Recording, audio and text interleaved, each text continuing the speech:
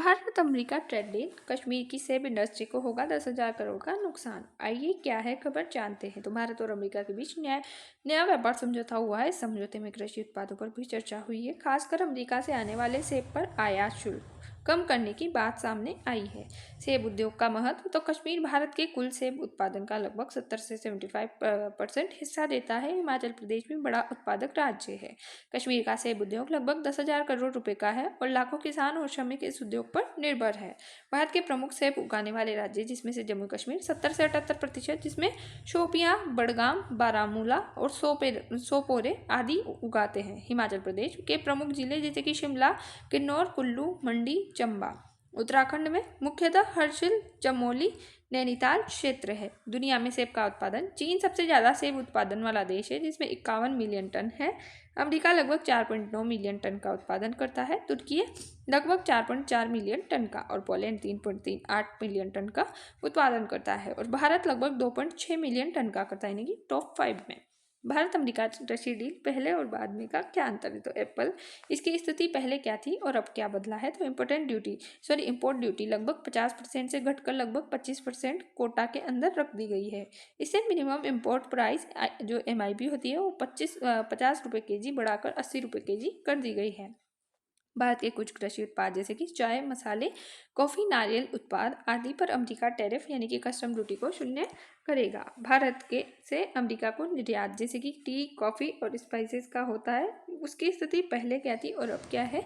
तो देखें तो US टैरिफ 5 से 10% तक था, तो कुछ उत्पादों पर 0 टैरिफ।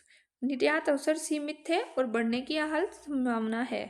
आयात मात्रा ज़्यादा है। स्रोत तुर्की, ईरान, पोलैंड, इटली और अफगानिस्तान आदि है। भारत में लोकप्रियता सबसे अधिक है और उद्देश्य है कि मांग पूरा करना और सीजन के बाहर उपलब्धता बनाए रखनी होगी। निर्यात मात्रा बहुत कम है। गंतव्य नेपाल, बांग्लादेश, भूटान आदि है। भारत के सेब का स्वाद और मान गुणवत्ता की वजह से इसकी मांग है। किसानों की चिंता है कि आयात शुल्क कम होने से अमरीकी सेब में भारत में सस्ते बिक सकते हैं और सस्ते विदेशी सेब आने पर भारतीय सेब की मांग घट सकती है। अमरीकी किसानों को भारी सब्सिडी मिलती है जिससे उनकी लागत कम होती है। भारतीय किसान उतनी सरकारी सहायता नहीं पाते हैं।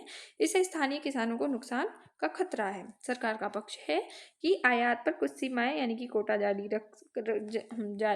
रखी जा सकती है। घरेलू किसानों की सुरक्षा के लिए न्यूनतम आयात मूल्य यानी कि MIP जैसे प्रावधान संभव है। सरकार का दावा है कि भारतीय हितों का ध्यान रखा गया है। संभावित प्रभाव। तो स्थानीय बाजार में प्रतिस्पर्धा बढ़ेगी। सेब की कीमतों में गिरावट संभव है। किसानों की आय पर नकारात्मक असर पड़ सकता है। क्षेत्रीय अर्थव्यवस्था, खासकर जो कश्मीर क्षेत्र है वो प्रभावित हो सकता है।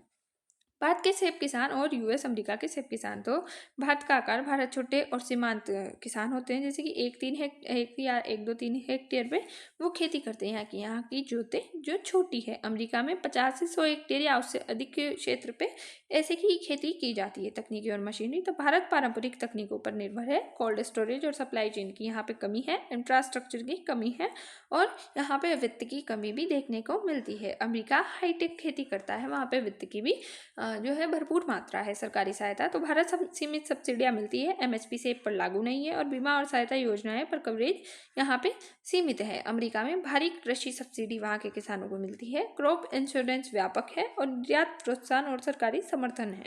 एक पॉइंट और है कि भारत में लिटरेसी कम है यानी कि पढ़े लिखे लोग कम है। प्रशिक्षण की कमी है, जबकि विदेशों में प्रशिक्षण भरपूर मात्रा में है तो वहाँ की गवर्नमेंट उनको भारी सब्सिडी देती है। उत्पादकता।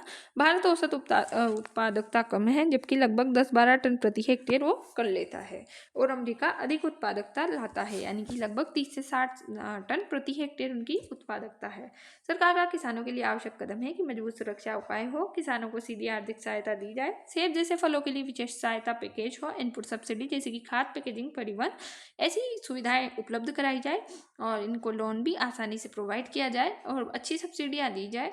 फसल बीमा का विस्तार हो, छोटे किसानों को सस्ता ऋण मिले, तकनीकी सुधार जैसे कि हाई डेंसिटी प्लांटेशन को बढ़ावा मिले, आधुनिक कोल्ड स्टोरेज और लॉजिस्टिक्स लगाए जाए यानी कि इंफ्रास्ट्रक्चर पर भरपूर काम किया जाए, ड्रिप सिंचाई और नई किस्मों का विकास हो और जो सड़क निर्माण है इनका भी अच्छा सड़क या ट्रांसपोर्ट का अच्छा विकास हो ताकि इनको पहुंचने में इतनी देरी ना हो तो कोई भी फसल का जो है नुकसान ना हो। ड्रिप सिंचाई और नई किस्मों का विकास किया जाना चाहिए। एग्रीटेक और ड्रोन का उपयोग हो। मार्केट सुधार। तो बिचौलियों की भूमिका कम रखना होगी। इनाम और डिजिटल मंडी को मजबूत करना होगा। एफपीओ यानी कि फार्मर प्रोड्यूसर ऑर्गेनाइजेशन को बढ़ावा दे और सीधे रिटेल चेन से इन्हें जोड़ना होगा। दीर्घकालिक कृषि सुधार तो वैल्यू एडिशन जैसे कि जूस, जैम, प्रोसेसिंग उद्योग, इन पे काम देना चाहिए, यानी कि फूड प्रोसेसिंग पे इन्हें ज़्यादा से ज़्यादा इसको यूज़ करना चाहिए, जिसमें तृतीय और सेकंड सेक्टर को ज़्यादा बढ़ावा देना चाहिए। ग्रामीण भंडारण और प्रसंस्करण इकाइयां लगानी चाहिए। जलवायु परिवर्तन के अनुसार फसल विविधीकरण भी होना चाहिए। जय हिंद, जय भारत। Thanks for watch.